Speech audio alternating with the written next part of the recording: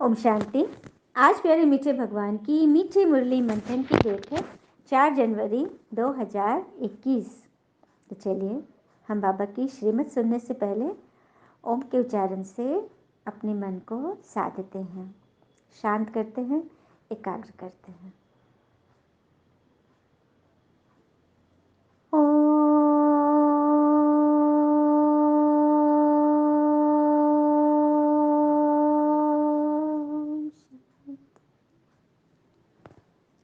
मीठे बाबा ने कहा, मीठे बच्चे, कदम कदम पिता की श्रीमत पर चलते रहो। एक पिता से ही सुनो तो माया का वार नहीं होगा। भगवान कह रहे हैं कि कदम कदम पर हमारी श्रीमत पर चलो, मुझसे सुनो तो माया के वार से हम बच जाएंगे। कभी बाबा ने बोला था ना कि 3 तरह के बाबा ने बच्चे देखे। पहली माला थी उन बच्चों की जो सदा संतुष्ट रहते हैं, और दूसरी जो कभी संतुष्ट कभी असंतुष्ट, लेकिन छाया मात्र संकल्प आती है उसमें वो फंसते नहीं हैं, निकल जाते हैं। और तीसरे बच्चे फंस जाते हैं, छोटी छोटी बातों में, परिस्थितियों में हलचल में आ जाते हैं। तो हलचल में आना अर्थात श्रीमत पे न चलना। श्रीमत पे जब नहीं चलेंगे तभी तो हम जो बाबा पढ़ा रहे हैं उस पर अच्छी रीति हम वर्क नहीं करेंगे, उसको धारण नहीं करेंगे, तो माया उसी पेपर में हमें फंसा लेगी। प्रश्न, उच्च पद प्राप्त करने का आधार क्या है? उत्तर, उच्च पद प्राप्त करने के लिए पिता के हर डायरेक्शन पर चलते रहो। पिता का डायरेक्शन मिला और बच्चों ने माना, दूसरा कोई संकल्प तक भी न आए। बाबा कह रहे दूसरा कोई संकल्प भी न आए। इस रूहानी सर्विस में लग जाओ, तुम्हें और कोई की याद नहीं आनी चाहिए।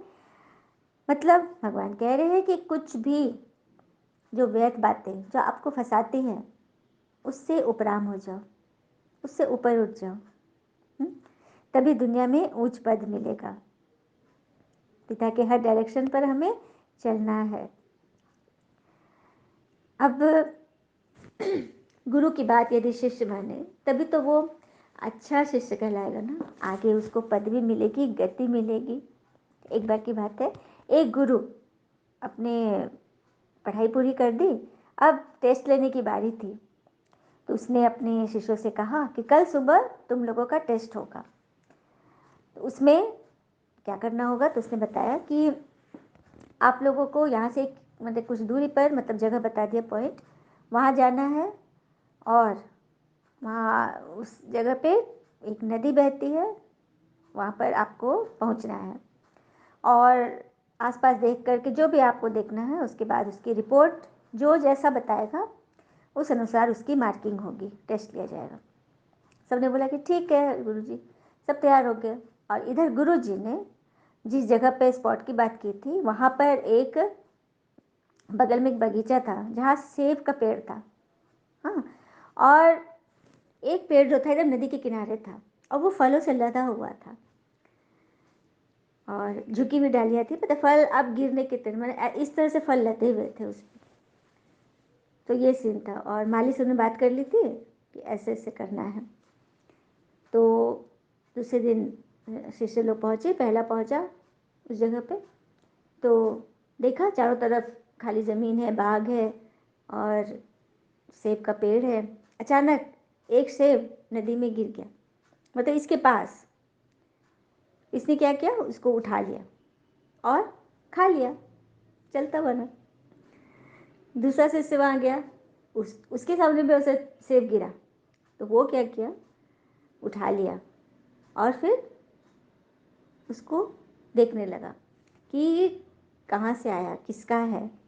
हाँ, इधर उधर देखा, कोई नहीं दिखा, तो फिर वो खा लिया सेब को।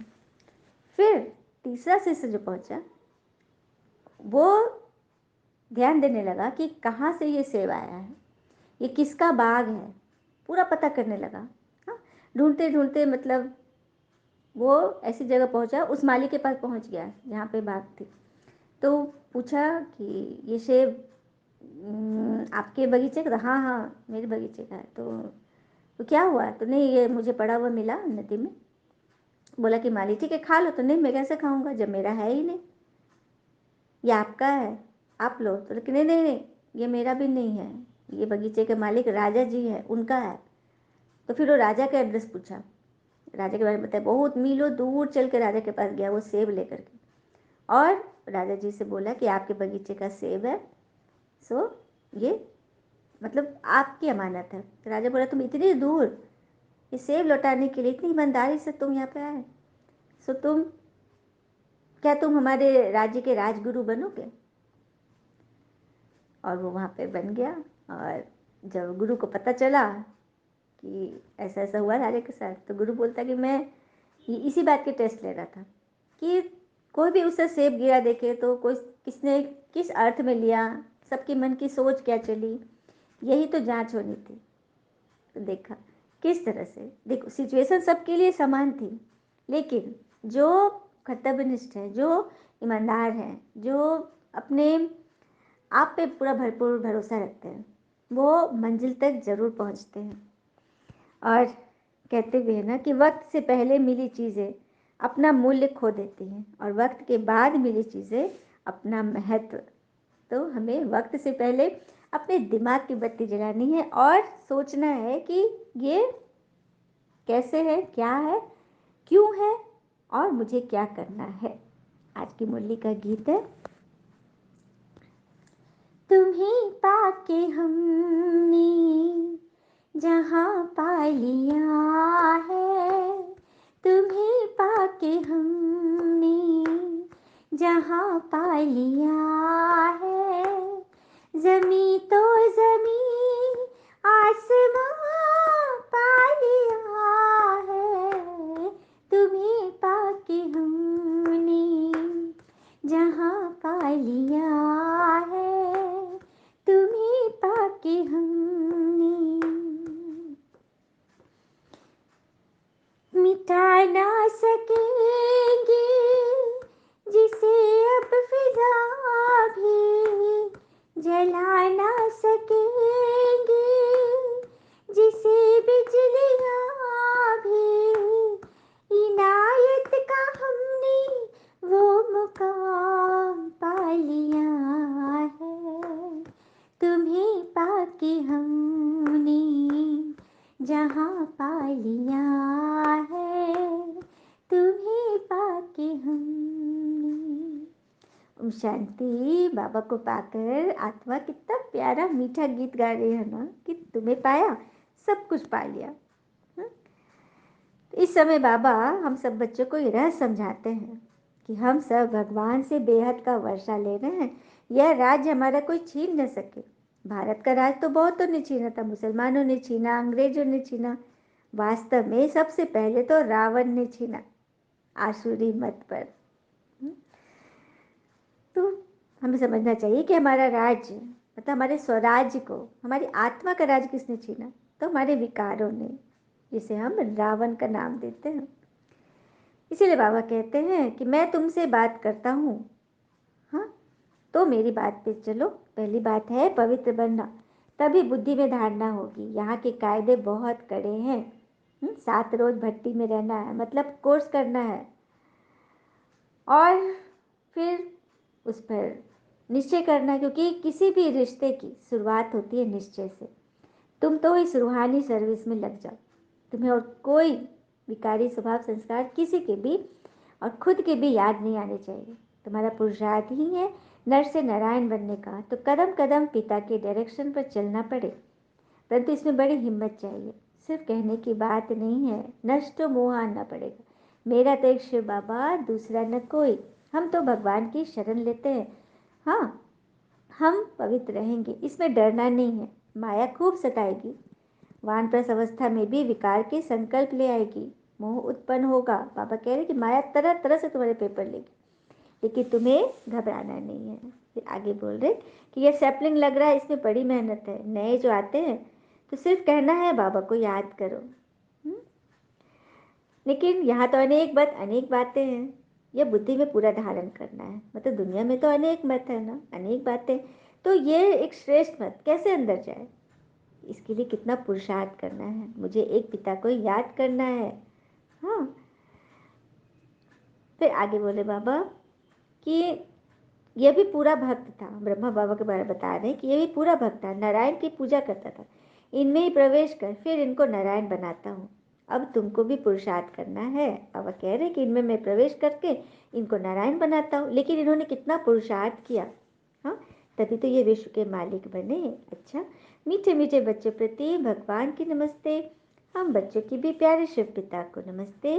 और बाबा दिल से सभी आत्माओं की तरफ से आपको very very very good morning.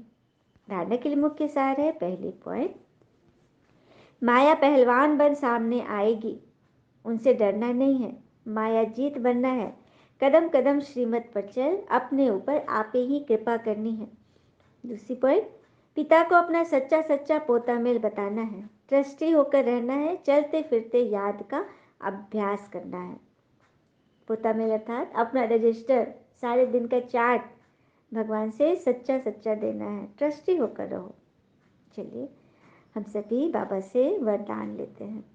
अपने आप को लाइट और माइट स्वरूप में स्थित करें।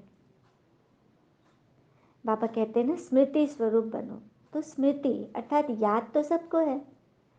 हाँ, भगवान के बारे में सबको पता चल गया कि ईश्वर हमें स्वयं बैठ पढ़ाते हैं, इसमें तो कोई मिक्सचरिटी नहीं है, 100% सबको निश्चय है। लेकिन कहाँ पे बच्चे फेल होते हैं? स्वरूप बनने में। स्वरूप अर्थात जो चीज़ हमारे मन में है कि हमें देवता बनना है, बनना है ये समझ गए, लेकिन कैसे बनना है, क्या करना है, इस पर अटेंशन नहीं है। स्वरूप नहीं बने हैं। सिर्फ कहने से नहीं होता है, बनने से होता है। हाँ, अब कोई मेडिकल का स्टूडेंट है, वो जान रहा है कि हम डॉक्टरी की पढ़ाई पढ़ रहे हैं, तो क्या सिर्फ बोलने से, मान लेने से कि हम डॉक्टर की पढ़ाई पढ़ रहे हैं, हमें डॉक्टर बनना है, बनना है, बन जाएंगे क्या? बिल्कुल नहीं। उन्हें उसका पुरुषार्थ करना होगा, अच्छी रीति पढ़ना होगा, अटेंशन देना होगा, मतलब बेस्ट स्टूडेंट बनना पड़ेगा। तो यहाँ भी टीचर बनकर भगवान आए हैं, तो उनके बेस्ट स्टूडेंट बने और अपने ऊपर अपनी चेकिंग करें, सच्चा सच्चा पोता मेल बाबा को देंगे, तो फिर भगवान से समझाने मिलेगी और हम अगले दिन अपना चार्ट उससे बेहतर करने की प्रॉमिस करें। चलते फिरते याद का अभ्यास करें। वरदान है, अपने स्वरूप द्वारा भक्तों को लाइट के क्राउन का साक्षात्कार कराने वाले इष्ट देव भव। अपने स्वरूप द्वारा भक्तों को लाइट के क्राउन का साक्षात्कार कराने वाले इष्ट देव भव। भगवान ने हमें इष्ट देव भव का टाइटल दिया। तो अपने स्वरूप को कैसे हम प्रत्यक्ष करेंगे? जब चलते फिरते हम लाइट हाउस माइट हाउस बनेंगे। जैसे जब से आप भगवान के बच्चे बने हैं, पवित्रता की प्रतिज्ञा की, तो रिटर्न में लाइट का ताज प्राप्त हो गया। इस लाइट के ताज के आगे रत्न जड़ित ताज कुछ भी नहीं है।